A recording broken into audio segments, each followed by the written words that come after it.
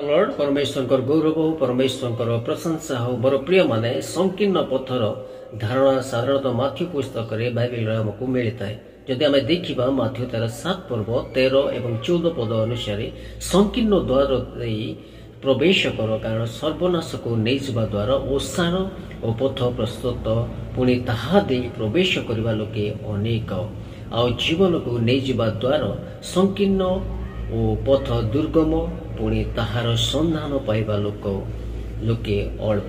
प्रभु वाक्य रे अनुग्रह करंतु आशीर्वाद करंतु। मोर प्रिय भाई भणी माने संकीर्ण पथ साधारणतः अनंत जीवन पाए पथ प्रतीक करे जहाँ सहज नुहे एवं प्रतिबंधता एवं बलिदान आवश्यक करे। यह जीशुको शिक्षा अटे एवं विषय प्रतिनिधित्व करे एवं ईश्वरंकर इच्छा रे जीवन सत्य रास्ता साधारणतः चैलेंज हो पारे किंतु यह परित्राण एवं गभीर संपर्क आम मान को नहीं जाए।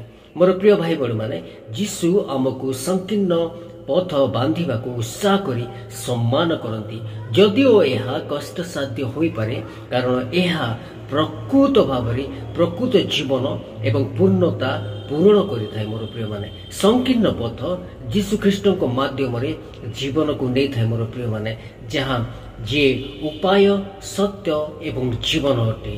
मोर प्रिय भाई भणी माने संकीर्ण पथ एवं उपाय होची जीशु को अनुसरण करिबार आवश्यक एवं चैलेंज एवं बलिदान पाई आवश्यक एवं बलिदान को भल पाइबा आवश्यक अटे एवं ईश्वर को ऊपरे संपूर्ण भाव जीवन धारण करिबार आवश्यकते।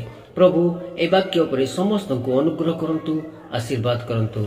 आमेन। Praise the Lord.